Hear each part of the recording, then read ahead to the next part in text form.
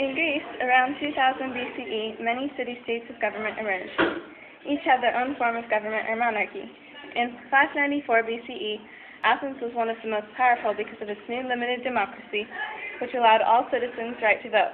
It also granted freedom to the many farmers who had sold themselves to slavery. In 508 BCE, the government balanced the power of the rich and poor to improve the system. However, democracy was still lacking because of the many women, slaves, and foreign residents excluded. Reforms caused direct democracy with philosophers. In 490 to 479 BCE, the Persian Wars challenged Greek democracy. However, despite the war, the democracy continued, and after the war, it changed again.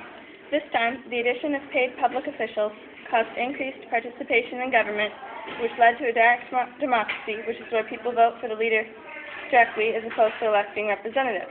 Meanwhile, great philosophers Socrates, Plato, and Aristotle explained what they wished for in a government, adding their influence. Eventually, the government ended with an invasion of Greece by Macedonians after a war between city-states left Athens weakened.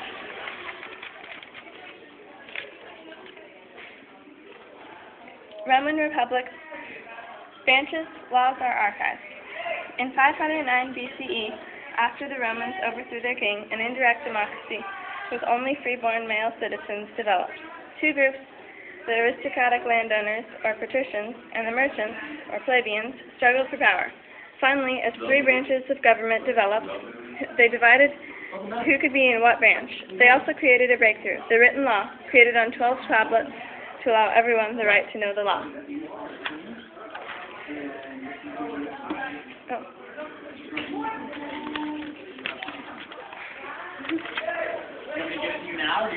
Law is fair, written, and requires proof.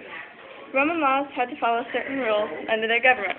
All citizens had to have equal treatment under the law. Guilt had to be proven before punishment. Innocence needed no proof. Finally, the law had to ensure this. Any law that seemed unreasonable could be set aside.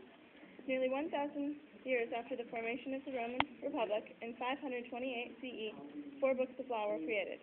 An archive, a summary of opinions at that time, a textbook, and a book into which new laws could be printed.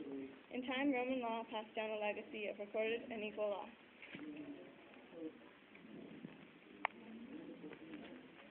Changing England. Juries, equality, parliament. A French duke claimed the English throne in 1066. Later, one of his descendants introduced common law and paved the way for democracy. He first created royal judges, who would ask 12-man juries made up of people who knew the accused questions before determining punishment. A single law system then unified the country. This system was established over time and did not come from one king's idea. In 1215, nobles rebelled after a lost war that tax was partially paid for. So they made a contract with the king that said he must rule with law, and the laws must apply to him as well. Taxes required consent, and jury trials were the right of everyone. In 1295, the first parliament made of nobles was created to improve and vote on the king's ideas.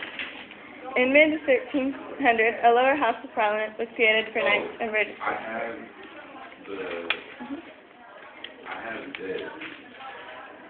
Divine right is overthrown by parliament. In a few hundred years, parliament gained responsibility, managing money, taxes, laws, and policies. However, in 17th century Europe, many kings claimed they had divine right to do whatever they wanted. Divine right means they thought they were chosen by God.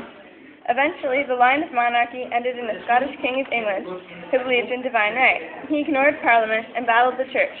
His son later refused to comply with conditions from Parliament and disassembled them indefinitely.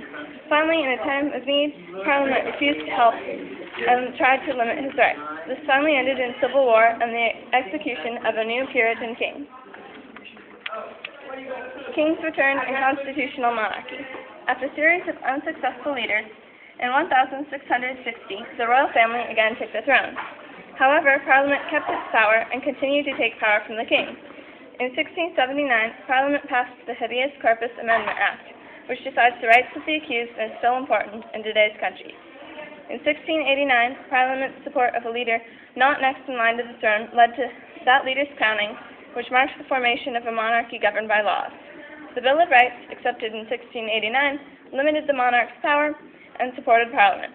England, like Rome and Greece, created a lasting legacy which influenced future countries and gave rise to democratic revolution.